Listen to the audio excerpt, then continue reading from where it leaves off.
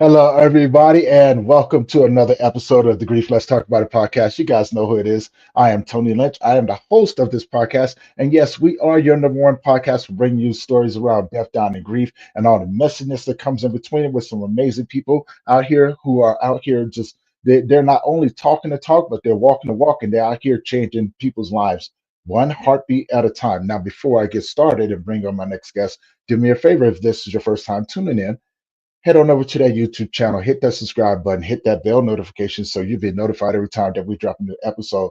But most importantly, if you know anyone who could benefit from the conversations that we have, please share this along with them. Join in, have your questions answered. This is a live stream event. And guys, you guys already know I have an amazing guest for you guys. And, before I bring them up here, I would like to say that this is for educational purposes only. Now, help me welcome my next guest, Dennis. Dennis, welcome to the show, my friend. Tony Lynch, my brother. Good to see you. It's good to be here. Thank you so much for having me on your show, and uh, I'm excited. I get excited every time I talk to you because we truly are kindred spirits. We found that out, doing a little pre-interview and such, and I'm excited to be a part of what I'm picking up what you're putting down, dog. Brother, I love it, man. I love it, man. And again, that appreciation goes both ways because without individuals saying, yes, I wouldn't be able to do what I do. And you guys humbled me by just coming on and being vulnerable and open. And you're on tour right now. So, you guys, you know what I'm saying? He's over in Ireland right now. Give him a huge shout out and show that support over there. And now, before we get into how he's, what he does and everything like that, I'm gonna let him introduce himself to you. Dennis, introduce yourself to the audience. Tell people who you are, where you're from, and about the work that you do. Hey Dennis, yeah. Hey Dennis, yeah. Introduce yourself. What? What? Um, what? I am actually coming to you from Dublin, Ireland. Did I ever imagine in 68 years of life that I would be saying that? No, I don't. Um, I'm a preacher's kid. I was raised in the church. That's where I got my singing chops. Was growing up in that unconditional love. So I got to really have a strong sense of what I was vocally.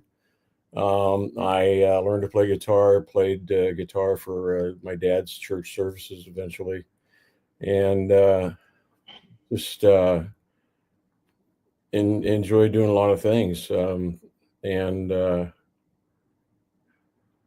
we're talking about grief, and I want you to know that there is a path through and outward and upward from your grief, and we can all make that happen if we just love each other.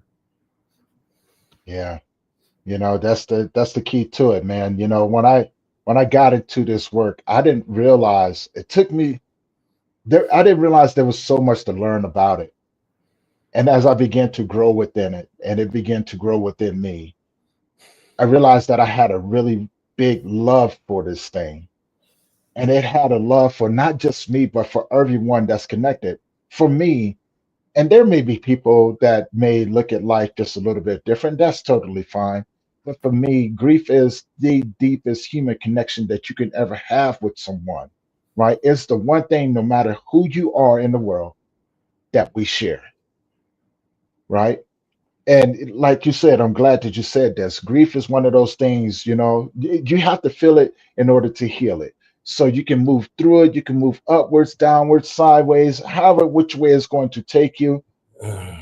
That's what it's going to do. It's a stepping baby step process. So, That is the absolute truth. Well, let's jump into it. You want to talk about my grief?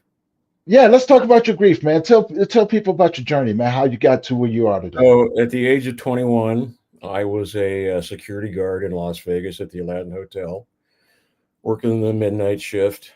I'd just gotten home from work. My family was getting ready for a vacation, and I got up and saw them off at about 11:30 in the morning, and about 90 minutes later, I got a phone call from the National Park Service at Lake Mead, and they told me that my father was dead, my brother was dead, my sister was dead, my mother was in intensive care.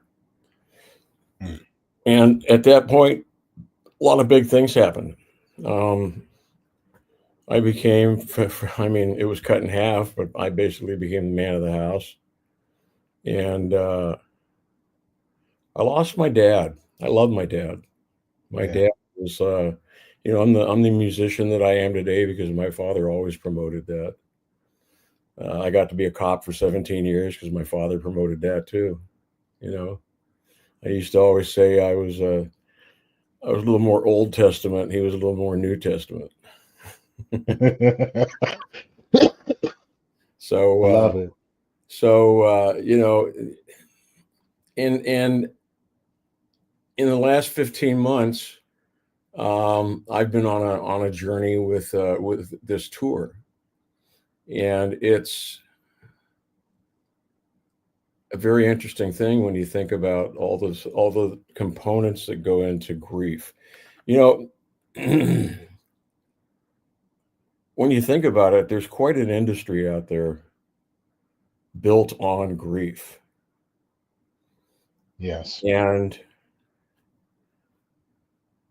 I think the hardest part about dealing with grief is that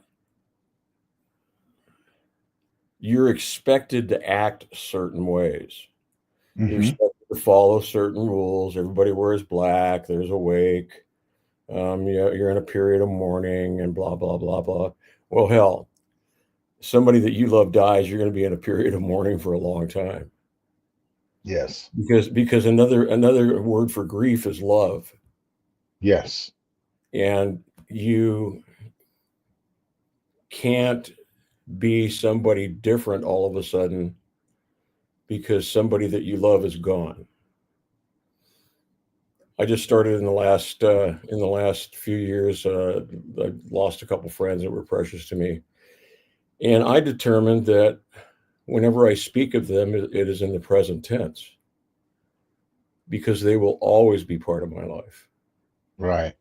I can't undo that.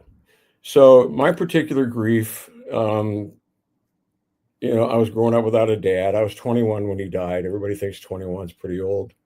That's just the kids that want to go gamble. Yeah. Yes. There was a lot of stuff I had to learn on my own, and that was pretty rough. My father was a preacher. I was pissed off at God for letting one of his guys die. I would have thought that being a man of God would be a little bit better benefit than that. And so there was that thing. There was that thing that was going on. Fast forward, I had my own family.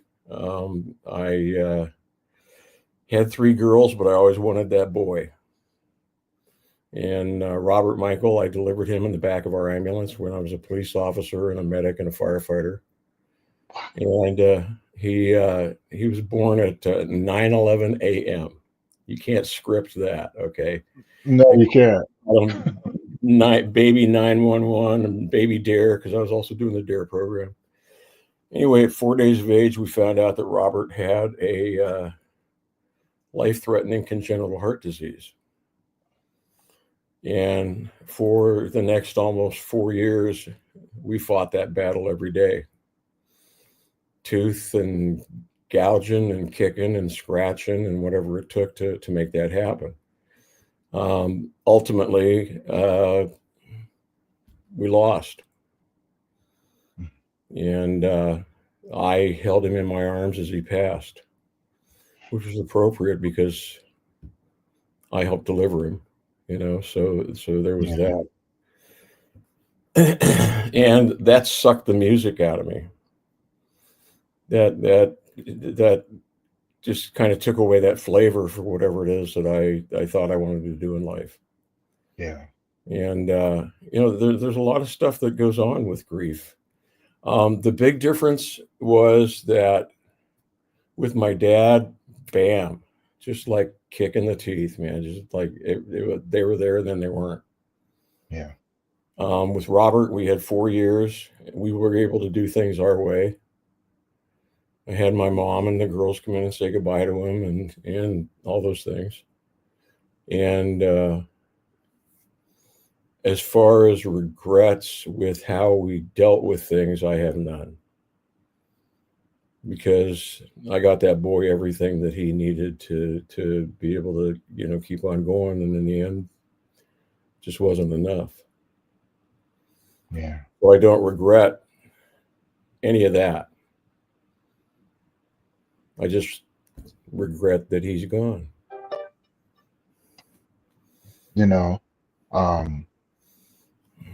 Thank you for sharing that. Whenever people we talk and be vulnerable about open about you losing our children or even losing people in general, it's it does something to my heart.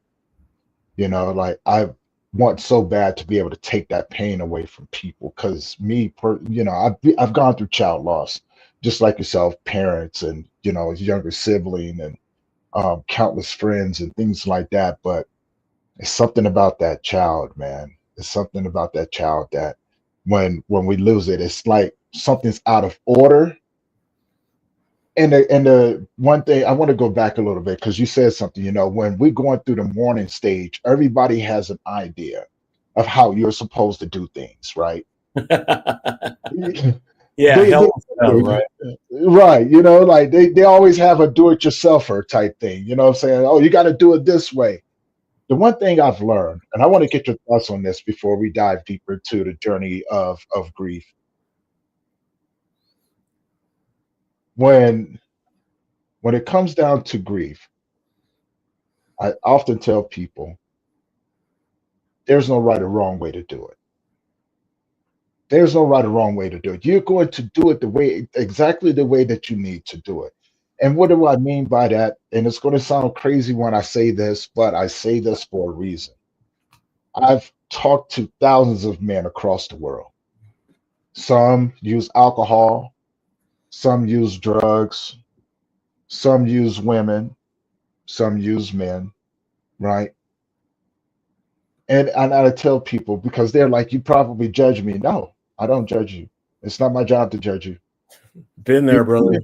Right. You know what I'm saying? Like it's not my job. And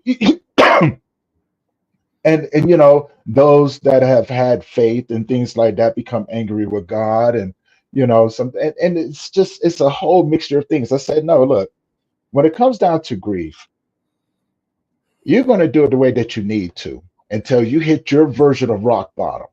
And whatever that looks like, it's going to be what it is.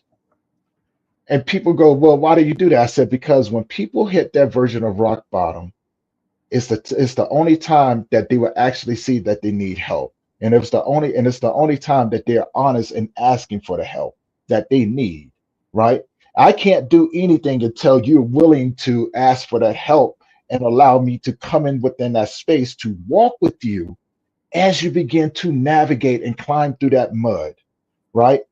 And that's where the work comes in because now this is where we're going to learn the vocabulary. This is where we're going to learn how to, appreciate everything, your life in general, right? But this is also the point where you're going to realize that you're not in it by yourself. You've had to go through the first part by yourself, right? And that's normally how it goes. Yeah, it's very, very personal. Right. It's very personal, but that's and I love that. I love the other statement that you had made.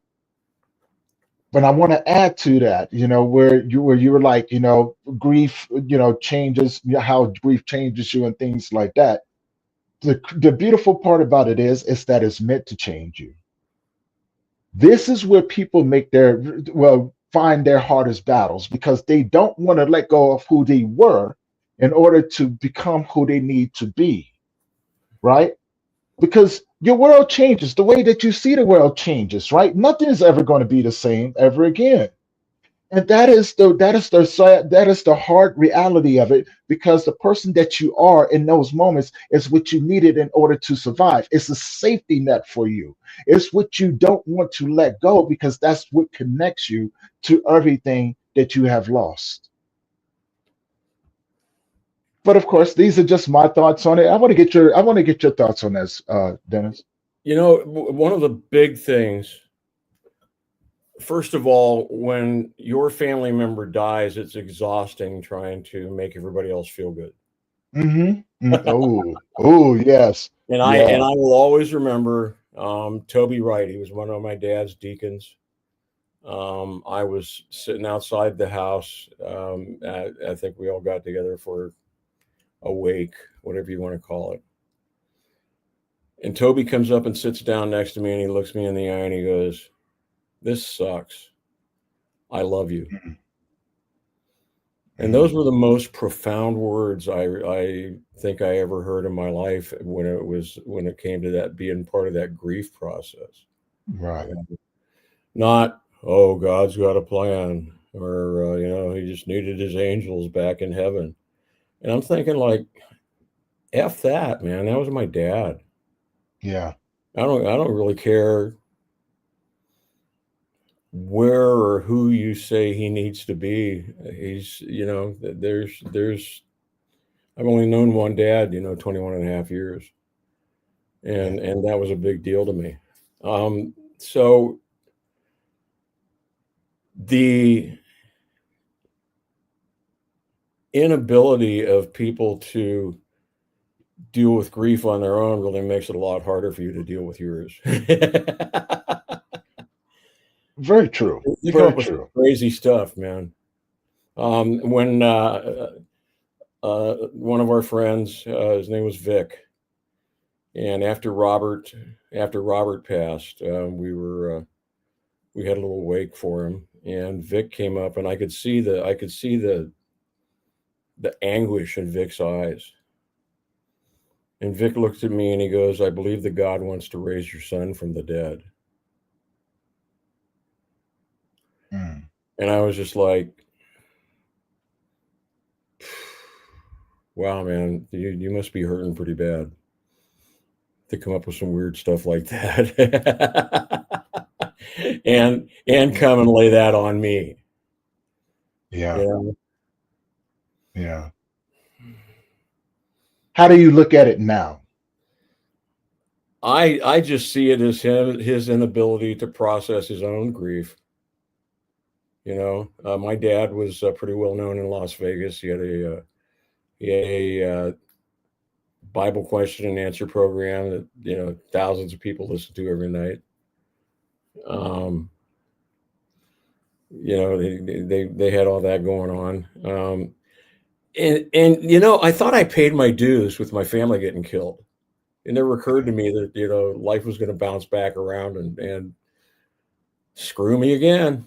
Yeah, And yeah. it was a pretty crazy deal. And I've learned that wasn't the case. But I do truly believe that with Robert, I had the opportunity to grieve in my own way. And that's a big deal. It's bad enough that you're getting beat up without somebody tying your hands at the same time.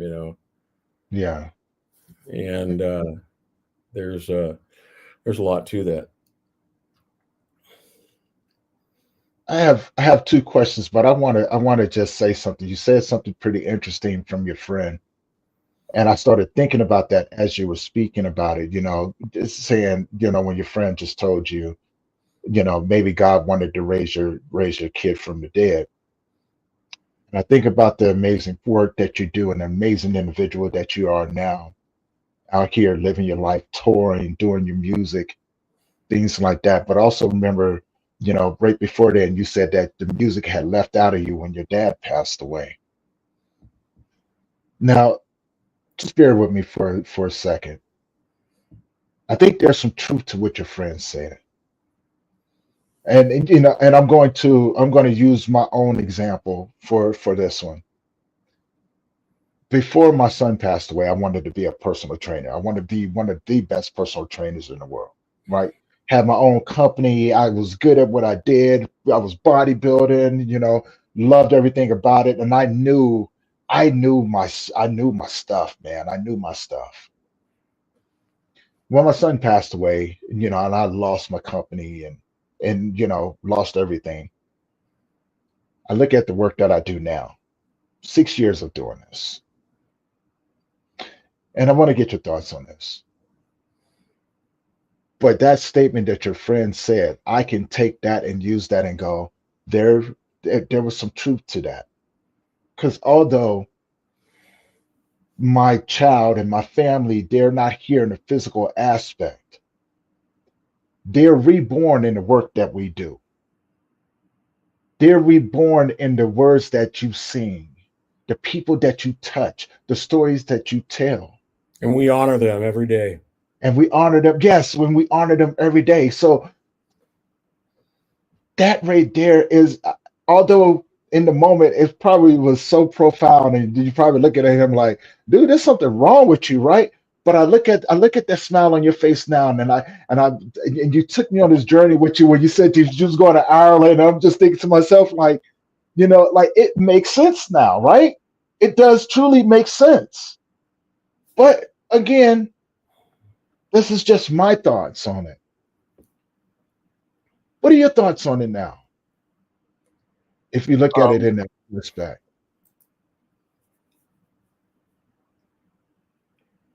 I would not be the man that I am today if I had not had to endure those tragic events in my life. Yeah.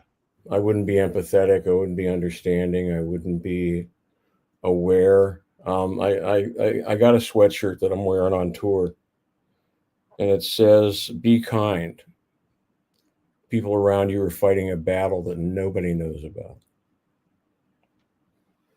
I love that. And so if I hadn't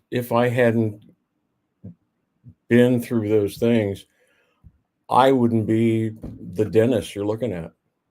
Right.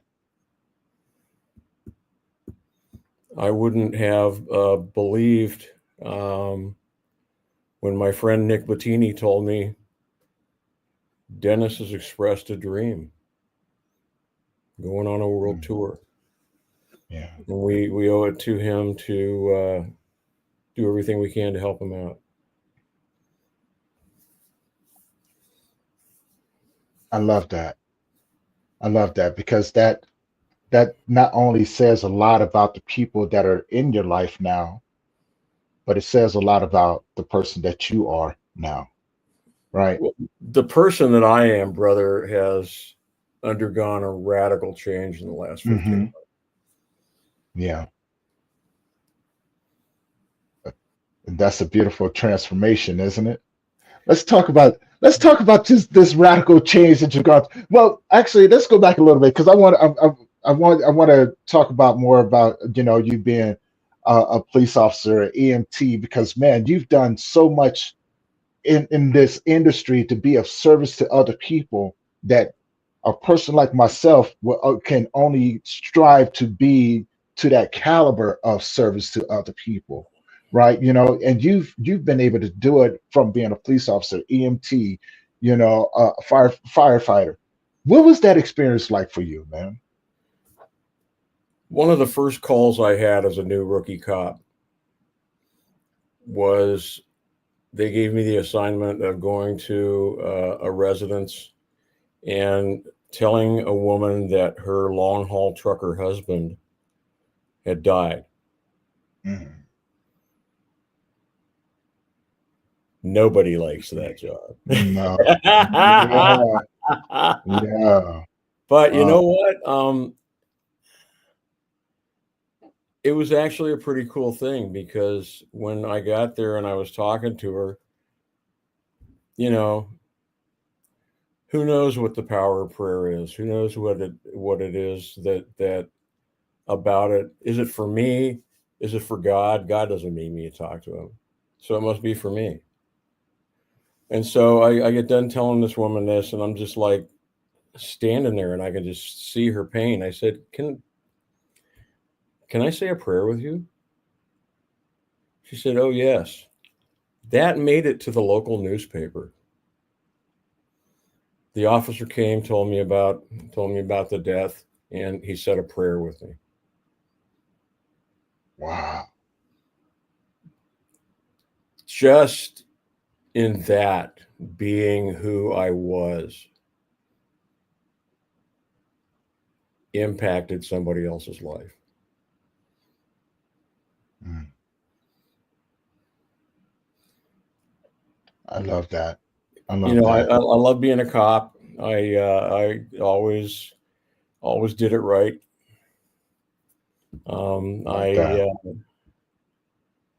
I had a good time. Always caught the bad guy. I did 17 years as a police officer and came out undefeated. I never ended up in the hospital. Never got my butt kicked. None of that. That was pretty cool. I started in Northern California, went to Northern Nevada, went down to UNLV for 10 years. Then I went to Kosovo for 2 years and worked with the United Nations. Wow.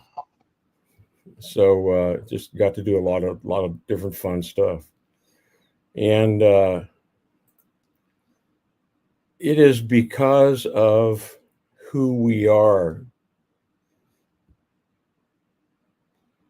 that the universe can use us to the greatest possible dream result benefit. Yeah. I remember the thing on Facebook. I always kind of chuckle at it, but it's true. Your story of personal tragedy will someday be someone else's blueprint for survival. Yes. Yeah.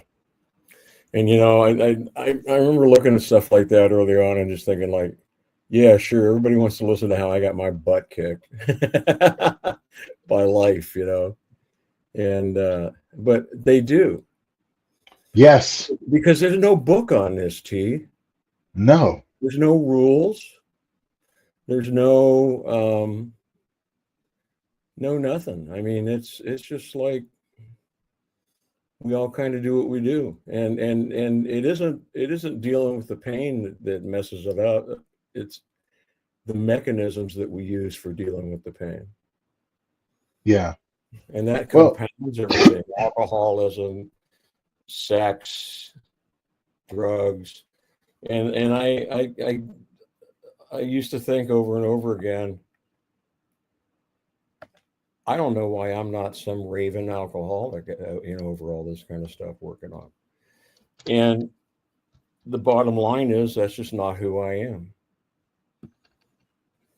I got into transformational coaching back in January last year. And I found out that who I am is a very unique person. Yes. And Liam Neeson, Taken. I have a very specific skill set. I love that. I love that. But yeah, and I thought, talk about kindred spirits, man. That's what I tell people too. I go, look, you may not know it, but I do have a specific set of skills that makes me very effective and very efficient in the work that I do. Right? And people just kind of look and I'm like, and then when they sit down and talk with me, they're like, okay, now we get it, right? Now we get it. But it's you don't get it, and you don't get it until you get it. Right. You don't get it till you get it, right? Because come on, man, look, I'm 50 years old. I've been doing this work 6 years since I was 44, right? And I would tell you, like, had someone had told me that I was going to be doing this, I would have probably looked them in their face and laughed at them, right? Like, no. LMAO. I would have laughed at them and told them that they were crazy and all that I was going to be doing that I was going to be doing this and talking to the dentist one day and you know what I'm saying and doing like all these different things. Like I would have looked at you and be like, you got the wrong dude, man. You got the wrong dude. But I will tell you this: there's a truth about this life that once I was able to step outside and start to look at the complete picture of my whole entire life, I realized that my life had been setting me up this whole time to do what I've been doing today. I never knew that. That brings me to an epiphany I had recently. On the day I was born, I was created with everything I will possibly need to Hmm. be wildly successful beyond any of my wildest dreams Right. because of who I am. Yeah. So you can go figure. Well, this guy doesn't have that certificate and he doesn't have experience in this area and stuff. But I'll tell you what, the man that walks in that just bees what he is, there's power in that. Oh yeah. Matter of fact, there's universal power in that. There's stuff that'll just like straight up blow your mind. Yeah. I got it leads me to this question, man. You watching this life, and having to go through it the way that you have. The one thing that we didn't talk about, how did your family, was your family supportive, like your wife and children supportive when you were going through, when y'all were going through the loss of your son, and how was that experience? Because and the reason why I ask is because look, when it comes down to couples, I know a lot of times people don't make it when they go through losses like that. Yeah, It's, we didn't. mm, We're part of the statistics okay, because okay, my answer was to work through it and keep taking care of my family. Hers was to go to church, mm, and that just kind of created a big wall between us there. Because if there was something going on at church, that was where she found her solace. Being there 2-3 times a week. And I grew up in that, so that wasn't doing anything for me right. because I already lived that life. And Mm, eventually, yeah, about we wrote it out. Robert died in '94. We divorced in '99.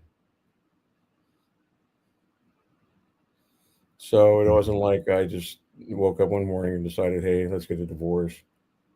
Yeah, But yeah, it was absolutely a direct result of everything we dealt with Robert. And, I mean the different approaches at the hospital. They got this 4-day-old kid paralyzed so that he's not like doing anything crazy to cause himself problems. In a bed with tens of thousands of dollars in machines and all these highly trained nurses and doctors and everything. And her answer to the whole deal was to sit there beside his bed and stare at him all day. My answer was to go get a pager and rent a mountain bike. mm, And I did.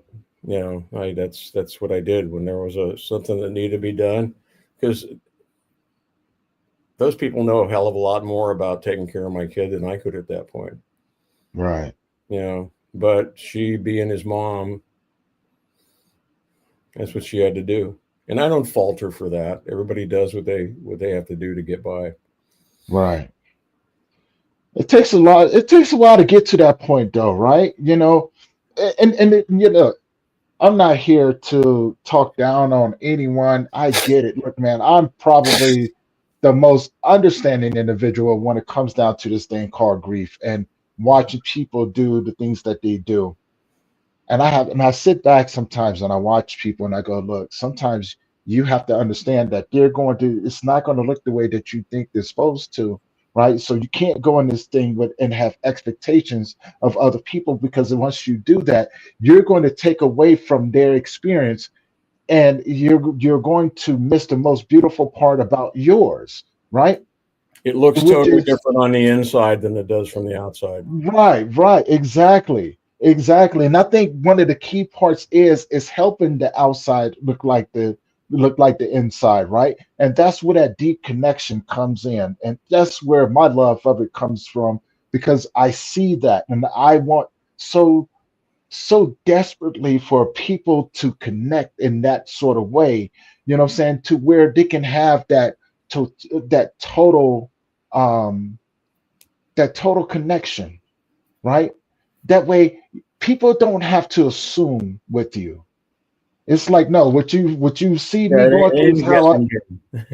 right. It's not a guessing game, but the problem is, Dennis, is that when as and I want to ask this question.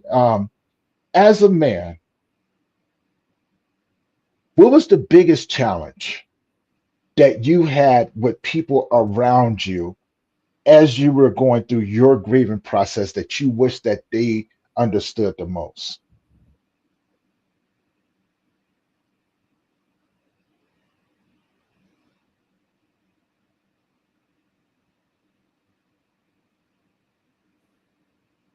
Probably the brave face I had to put on because I Mm, was the daddy, I was the yeah, husband, and I had to find a way to make it work out.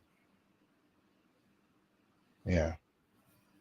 And the reason why I asked that, because is if this makes sense. I tell people this all the time, especially when I teach classes. I said, when it comes down to men our whole entire lives, we're taught to be strong. We're taught to be providers and protectors, right? These are why we choose the roles in our lives, and, especially careers and et cetera. It's aligned in what we do. We value these things. If you take this away from us, we pretty much would have to figure out something else, and it's not going to be pretty, right? This And is men are doers. And men are They doers. have to do something about it. Exactly. We have to look. It's the famous saying that, once I realized and started looking at the statistics of men who unalive themselves on a day-to-day basis. I tell people this all the time. Men are fixers. If we are in a position to where we don't know how to fix ourselves, we remove ourselves from situations. And it's not pretty. But it doesn't take a lot, but sometimes it does. It depends on the individual. I said, this is the reason why most men take their lives. It's because we have families, and when we cannot fix what's going on in our families, or we hear these words, you know, like it's your fault, or if it's the finger pointing, or why you feeling this way, and this, that, and other. Most men don't know how to fix those things. We don't. And when we don't know how to fix them, guess what? Well, we have to break it. Yeah, life don't come with a guidebook. It doesn't. It doesn't. And I say that to say this, because the hardest thing for me was being alone again, being alone in this world. And I my whole entire life, I've just wandered around, right, trying to figure out where I'm supposed to be.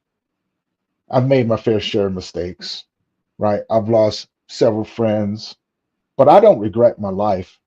I do not regret my life. I don't regret spending 24 years in a gang. I don't regret going to prison for 5 years. I don't regret none of these things. You know what I'm saying? I don't, right?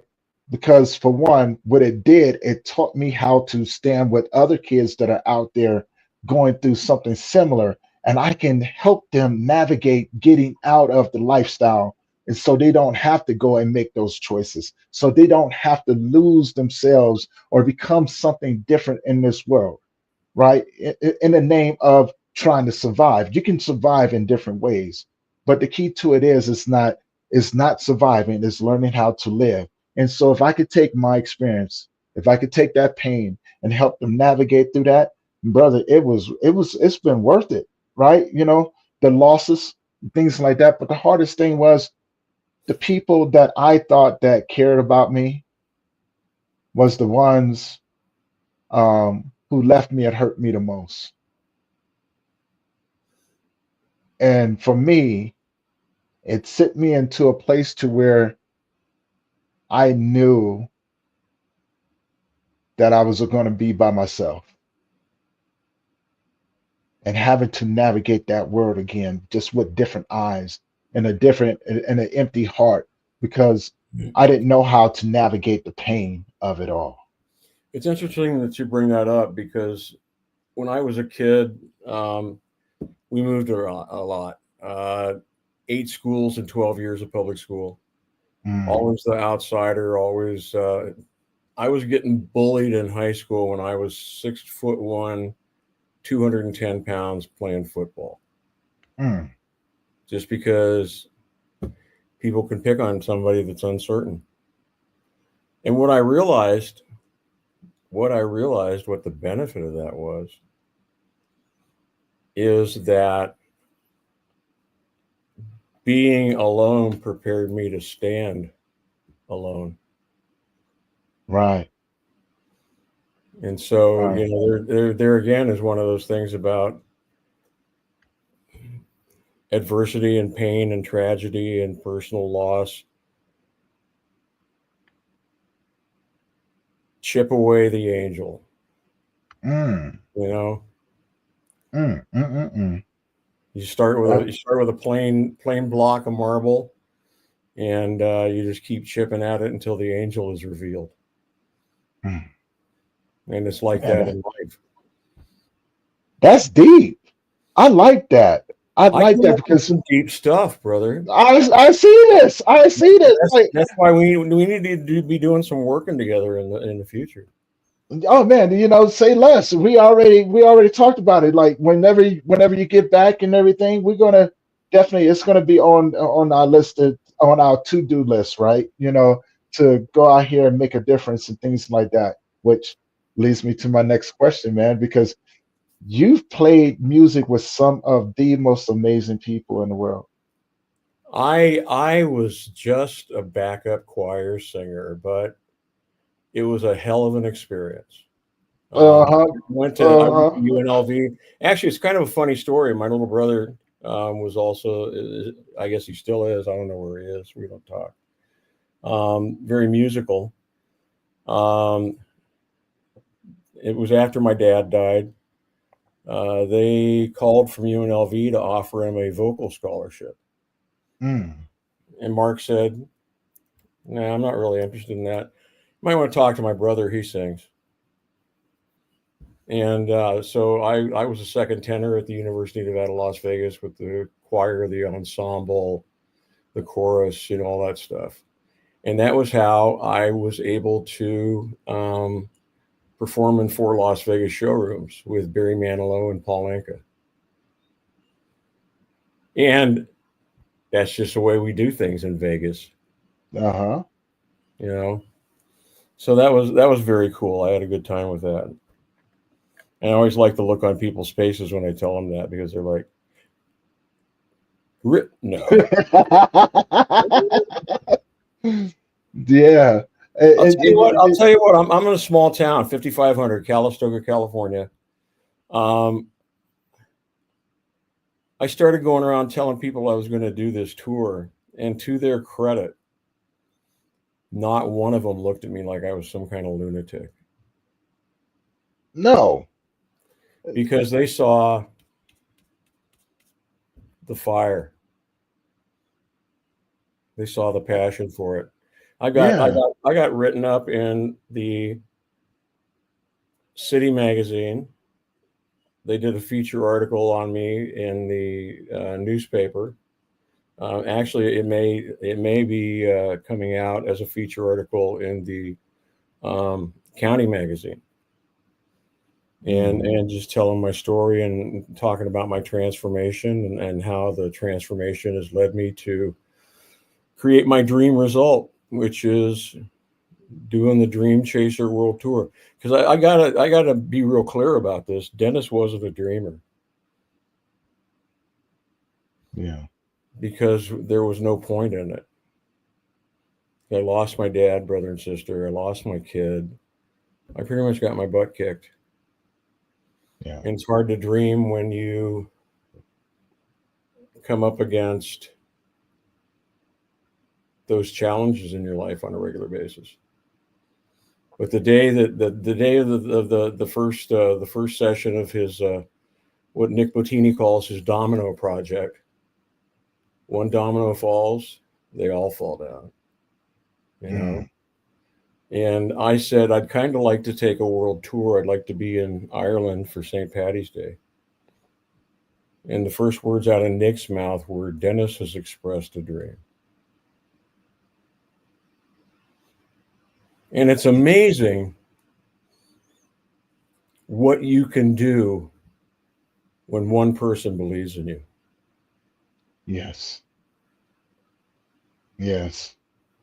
Isn't it? And it's even more amazing what you can do when you grow into that vision of who you are and who you are becoming. I'm not out here just doing music. Our world is hurting. 80% of the musicians in the UK, where I'm heading on Wednesday, are suffering from some form of mental illness. Yeah. National Health Institute of the United Kingdom is so backed up, people can't even get a basic entry-level appointment to diagnose what it is that's going on with them. So this isn't just about my songs. This is about my transformation. And I'm going to tell you something, Tony, and you take this to the bank.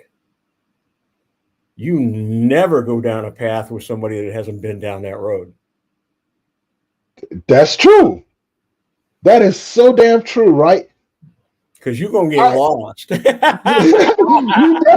definitely gonna get lost, man. And you know, it's strange that you say that, right? Because when I remember when, you know, like shortly after I lost my son, I told myself, you know, like I went back to church. Not for the reasons why people think, though. I went back to church to show people that I was strong, right? That I wasn't weak. That no, I wasn't. I wasn't strong. But putting up a face, but I put up that face though, right? Because for one, you know, after it happened, so many people was like, oh, they were watching me. Because if you had met my son and saw me with my son, you would understand why people was looking that way. Me and my son was like this. Yeah, it blew up your universe. Right. So it was always just me and him. Always just me and him.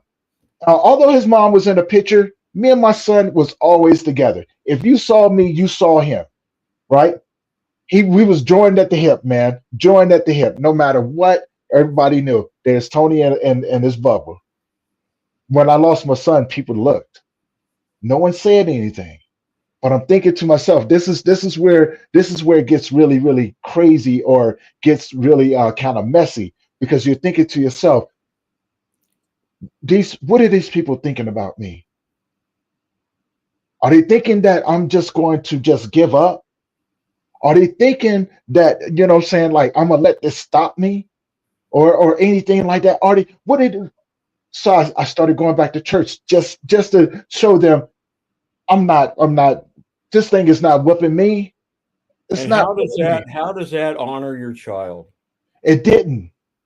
And that's what I'm being truthful about. It didn't honor him. It was just me, my ego, and my pride that wouldn't allow myself to effectively admit when I was whooped. Dennis, I've been a fighter my whole entire life. Yep, I'm there with you, brother. I'm a Right. warrior. So yeah, I'm a warrior. I tell people this all the time. I'm a battle dog. You can put me. I am the juggernaut. See, I'm a battle dog. Horse, unquenchable fire. See, that's what I mean right there, right? Like it's the thought of battle that excites me. It's like, oh, it's 10 of you and one of me. Oh, I don't care. Let's go. Right? And it's gonna be the best fight for me, but the worst fight for you. You're type thing. Yeah, you know what I'm saying? We got a thing with law enforcement. They taught us a long time ago. You get yourself in a situation, you find out who the ringleader is. Yep, matter of fact, I remember being in a gang fight kind of a situation that was brewing, and I knew the guys, and I remember walking up to them very quietly, and I looked him in the eye. I said, "Whatever happens here, I want you to know that you're first. If I don't get anybody else here when this goes sideways, I'll get you. You're the first one that gotta go. You're the first one that gotta go, right?" And that was something that was inbred in me at a very early age. The first time I had to fight four guys, right? I was probably about 11, 12 years old. And these guys are bigger than me, of course, and I'm a tall, lanky kid at the time, and I'm looking around, and the one thing that stood out to me the most is that I had no flight in me, right? I'm looking at these guys, I'm fight, like, baby. Yeah, I'm looking at them, and I'm like, and I pinpointed them, and I'm just like, you're the one I'm coming to first. You're the one that I'm going to break up first. And then I'm gonna deal with the rest of them. Because if I get a hold of you, right? If I get a hold, it doesn't matter what happens to me at this point. But I'm coming for you. And I've always followed that model.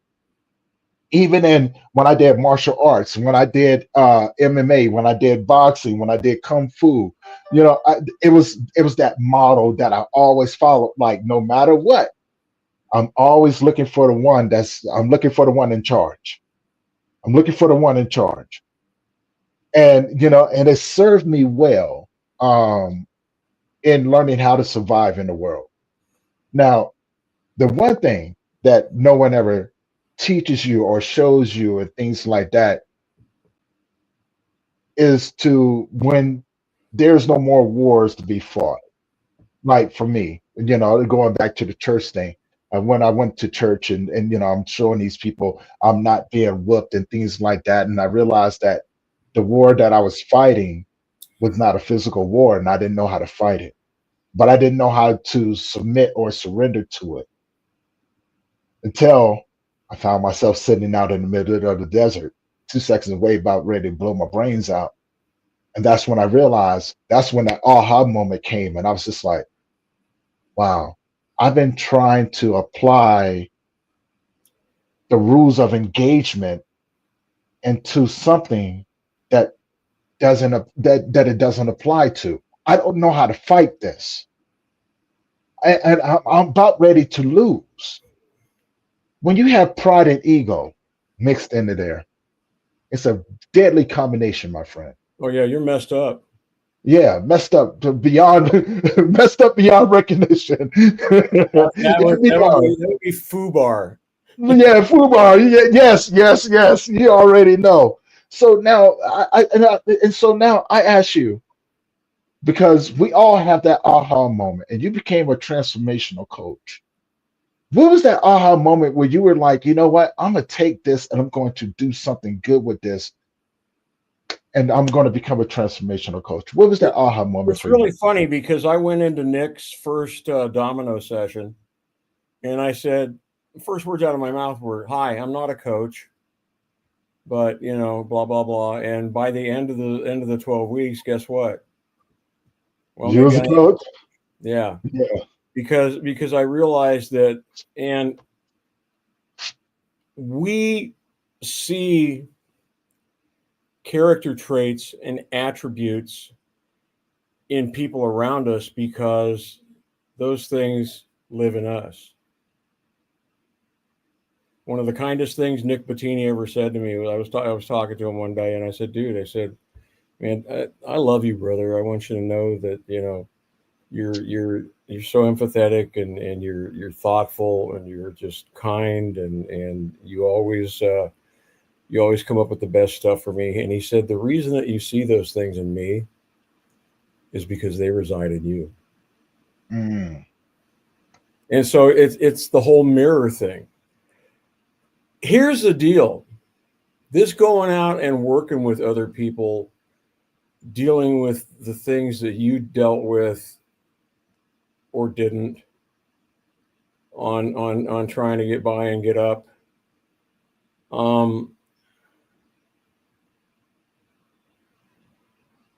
It changes you and it creates a situation where you just see things. Mm. I loved going out when I would go out and go hunting because I would usually be the guy that like found the tracks or something like that. Mm-hmm. And so it's a part of who you are and it's a part of who you're becoming. And one of the things that I'm really excited about is taking my music and using that to get in the door and talk about mental health. Yeah. Yeah. Because if people are willing to listen to you play whatever, they got a little room in their heart to hear about clarity of mind, proper belief systems, having a dream result and pursuing it so that you can just keep becoming who you are. And it's not for cowards. No. One of the things I hear about from the people that I work around all the time, and these are some high caliber people. First girl that I had a video conversation with was Annie Lennox's music manager. Mm-hmm. And I'm like, the heck is she doing talking to me? And so one of the things that I found out after talking to all the people in my groups was I'm fearless. And I can work with that. I like that. I like that. Now, which leads me to my next question. When it comes down to mental health,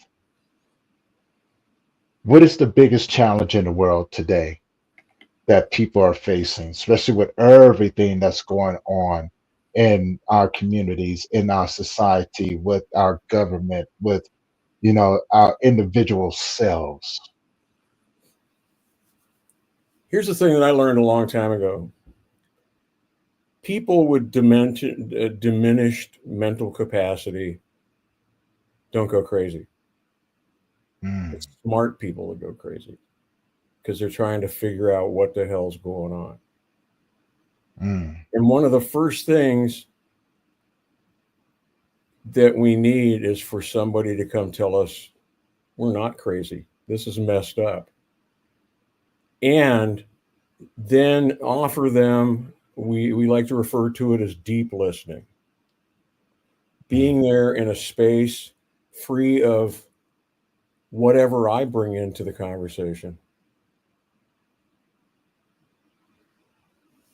and allowing it to be about what it is that you need to receive from the conversation. And people just need somebody to talk to. Yeah.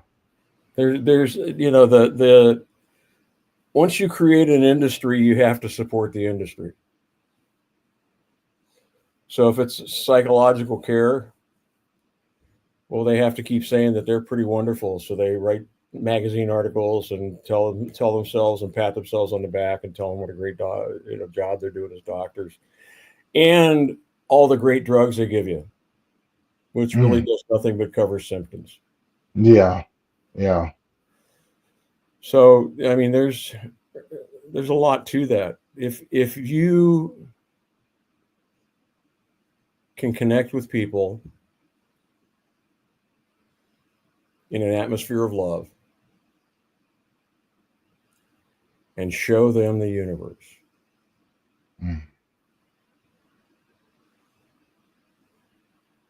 that's a big deal. That is an amazing gift. That is such an amazing gift, right?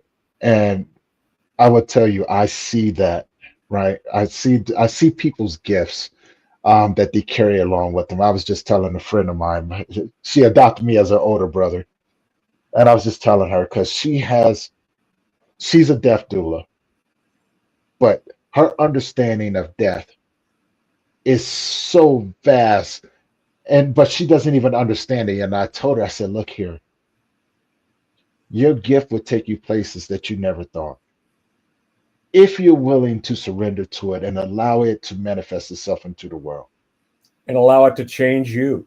and allow, yes, that's part of it, that's part of it, allow it to change you the way that it needs to change you and not the way that you think that you need to change for it. It's going to let you know what you need as you begin to grow, as your gift begin to expand outside of you. Allow yourself to be free within it. Allow yourself to be creative. Allow yourself to let it take you where it needs to go because your gift already knows where it needs to go. You don't have to dictate anything and get any thought of expectation out of your head. But most importantly, get any thought of any direction that you think, you know what I'm saying, that you have planned out in the direction that you think that you need to go. Get that out of your head, right? I'm reminded of the quote by, I believe it's Marianne Williamson, that our biggest fear isn't that we're inadequate. Mm, Our greatest fear is that we're powerful beyond measure. yes. And Yes. I'm growing into that. Hmm. Yeah. I want to add to that, right? Because it's something that I always like to remind people of. Once you realize what you just said, Dennis, you will understand that the laws of physics no longer apply to you. And once you understand that, the universe is your playground. Go out and play. Be fearless, right?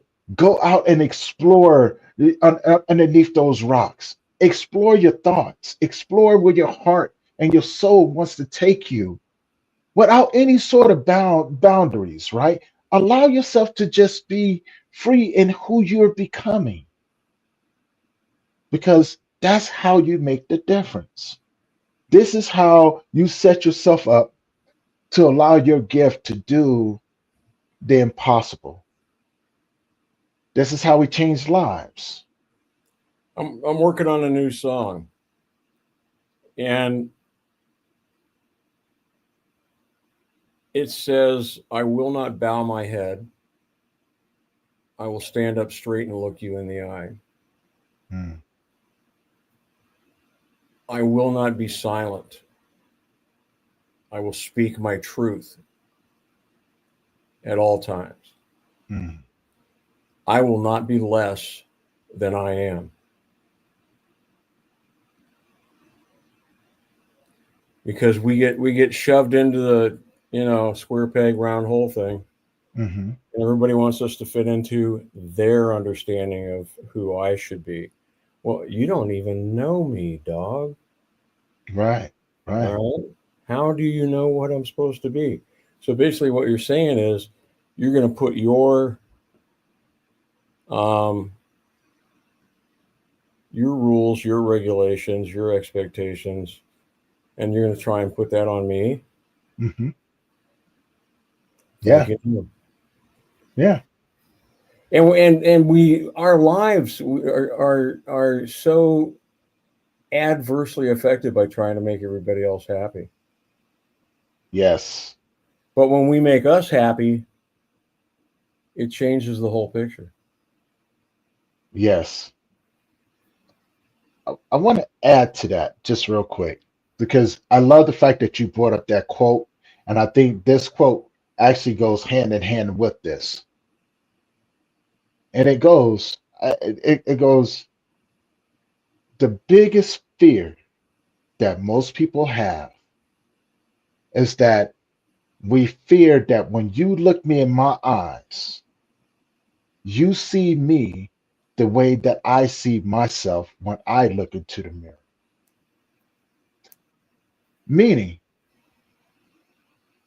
we're afraid for people to see our weaknesses. We're afraid for people to see our hurt and Yes, you're our absolutely, vulnerabilities, and we right? all have that. And we all have it, right? But that is what we fear, especially if you're a man or women. We're human beings. Let's just put us in a human category. As human beings, we're afraid for people to see us hurt. And this is why I think, or I believe, that while we're called here with these amazing journeys, and we got the Dennises of the worlds, and we got the amazing people out here doing the amazing things in what they do best. I think that's why we're called to help people understand that, hey, I see you and I still love you. We're here, as I said in the beginning, in the intro. I started adding that in because it's the truth. What's not to love? What's not the love, man? But we're talking the talk and we're walking the walk and we're changing people's lives one heartbeat at a time, There you go. right? One heartbeat at a time. And now, as we begin to wrap this up, Dennis, because I know you got to get some rest, brother. That reminds me of a joke. What's You that? know what it means you know what it means when the pastor says in conclusion, not a damn thing. Not a damn thing. You know what I'm saying? But no, and I don't want to get your thoughts on this. What's next for you, man? Like, what does your tour dates look like? So I leave Dublin, Ireland. I fly to London Heathrow. Catch a train down to Cornwall. I have a gig down there. Meeting some friends that I have known and grown to love over the last 15 months, but never personally met. I head up to Brighton. I'll be there. Actually, I've got invited into the studio by one of the members of our group, and we're going to cut some of my songs, and he's going to produce it for me. Wow. So that's like a really big deal. And Yeah. then I head up to do some playing in Kent, London area. I have a gig in Ipswich, which is north of London. Then I hop across the channel to Amsterdam, Mm. and I will be opening. Life is stranger than fiction. I will be opening for a platinum award-winning singer-songwriter, multi-instrumentalist, former European #1 pop star. And she set up a gig for us in Amsterdam in a local concert hall and invited all her friends. So she's like passing a little star power to me. From there, I'll head down to Germany. I'm going to go hang out with a friend of mine down in Landstuhl, Kaiserslautern area down near Ramstein Air Force Base. And from there, sky's the limit. Whatever happens in this next month or so on my tour is going to be my calling card for the rest of my life.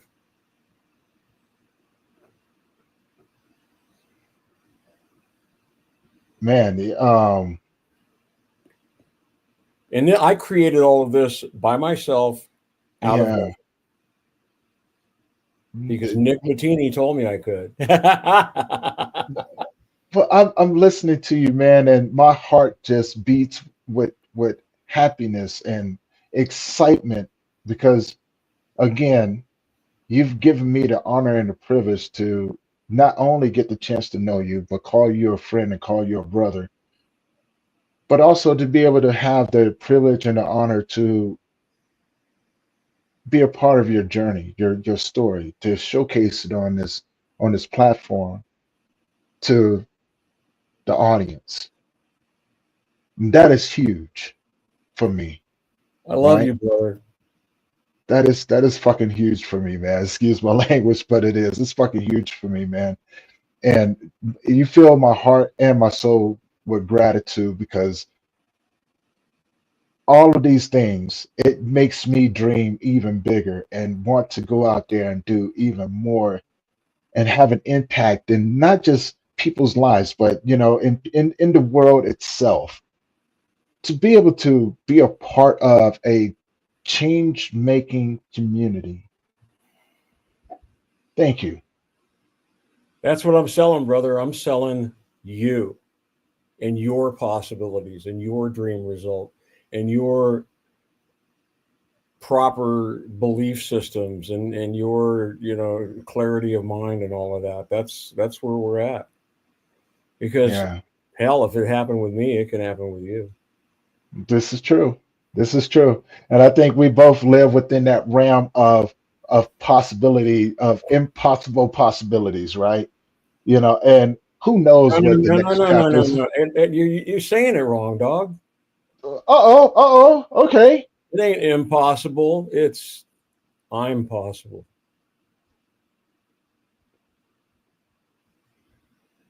Yes. Michael O'Neill did a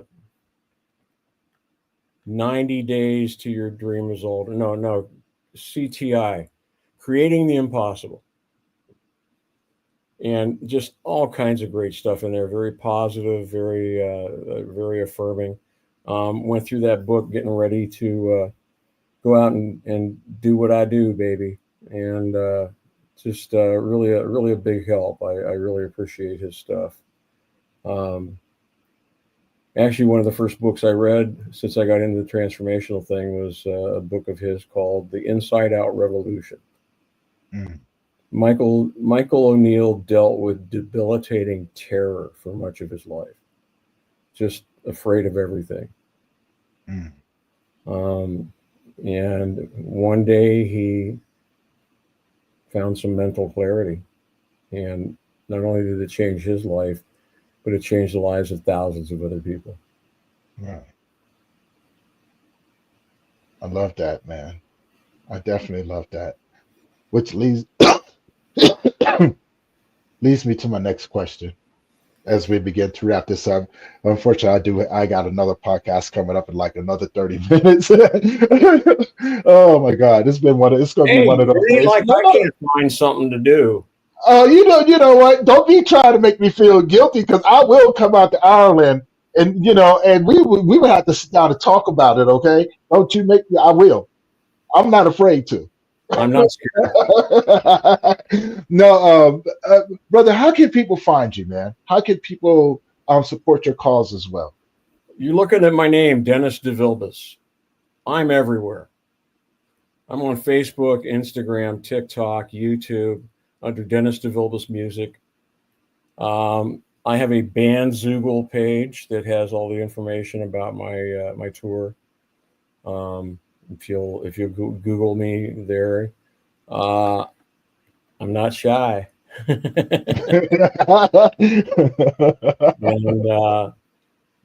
yeah, it's really kind of funny. We have a farmers market in Calistoga, and I've been trying for like forever to get gigs in there. The pay is crappy, but the tips are good. Right. And so I'm sitting here in Dublin, and my phone goes off. Oh no, I was in Halifax. My phone goes off. It's the guy that's managing the farmers market, and he's got like 8 dates. He wants to know if I can fill them. And I said, well, kind of out of the country right now, but I'll be available in May. I So he's love like, that. okay. So yeah, I'm everywhere. I use my own name. I think that's wise. Yes, And yeah, Dennis DeVilbiss Music. I like that. I definitely like that. People go check that out. His information is in the YouTube channel. And so if you go there, Got all his information there. Go check him out, please. And show him some support.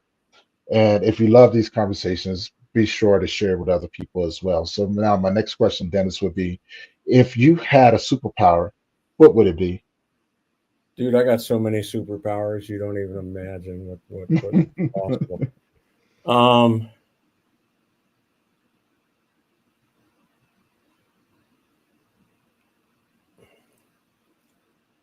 I want to be that guy that walks into a room and everything becomes right. Whatever that may be for you, whatever it may be for me. You know, the old saying about from martial arts, I studied jiu-jitsu and did a little kung fu and stuff. But wherever I am is the safest place in the room.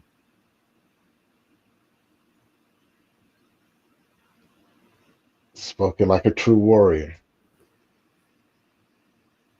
Spoken like a true warrior. With that being said, we're going to go ahead and wrap this one up, guys. For those who have been tuning in, Instagram, Facebook, LinkedIn, YouTube, Rumble, Twitter, Twitch, all over the place. I see you guys out there. You know what I'm saying? And if you left any comments that I didn't see or anything like that, I'll be sure to answer them as we go. My dear sister. Speaking of my dear sister, dear Psycho Pump, has just joined in. She's the one I was telling you about. That she's truly amazing. She's a deaf doula, and she has this amazing gift.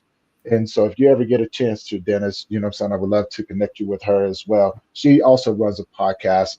And so definitely, definitely worth it. And so now with that being said, everyone, if you have not already, do me a favor, head on over to that YouTube channel, hit that subscribe button, hit that bell notification so you'll be notified every time that we drop a new episode. But most importantly, if you know anyone who can benefit from the conversations that we have, please do me a favor, share this with them. And let's go out here and keep changing people's lives one heartbeat at a time. With that being said, guys, this is going to close out this episode of the Grief Let's Talk About It podcast. I'm going to see you guys here shortly in another episode. Have a great day. Hey, Tony Lynch. Yes. To be clear about one thing. Yes. I love you. Oh, and I love you too, my brother. This is just number one. That's one of many to come. Yep. One of many to come. And brother, look, you get some rest because I know that you're not feeling well, and I do appreciate you taking the time out of your busy schedule. I had to be here, dude.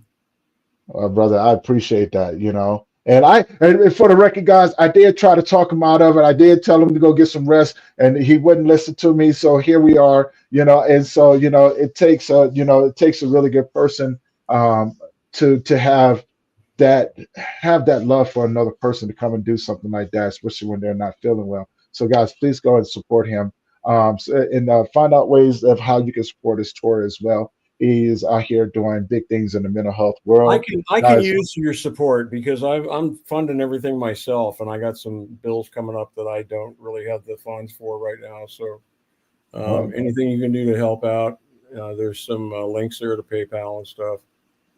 Okay, so let me help, guys. Yeah, please go show that support to him, guys. You know what I'm saying? Let's help each other out. All right. And with that being said, guys, I'm going to see you back here in like another 30-40 minutes in my next episode. And guys, I love you guys. And you guys, if I don't see you, have an amazing day. Love you, dude. Peace. Love you.